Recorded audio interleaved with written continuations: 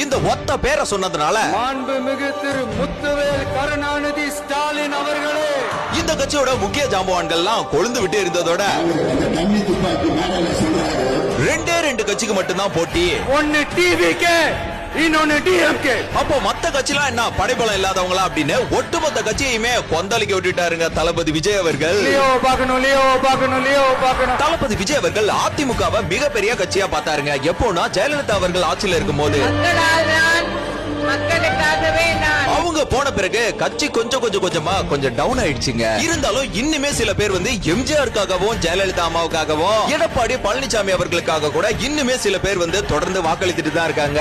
அதே போல ஜாதி கட்சிகளுக்கு ஜாதி சார்பான ஓட்டு, தமிழை காக்க வரும் சீமானுக்கு சில ஓட்டு என பல கட்சிகளுமே படைபலம் இருக்குது அப்படின்றத தொடர்ந்து நிரூபிச்சுட்டு தான் இருக்காங்க. இந்த சூழல்ல இவர் புதுசா அரசியல் கட்சி தொடங்கிட்டு எப்படிப்பா உடனே சிஎம் அவர் அப்படின்னு பல கட்சி தலைவர்களும் தொடர்ந்து சொல்லிட்டு தான் இருக்காங்க. அரசியல்னாலே வேற லெவல் தான்.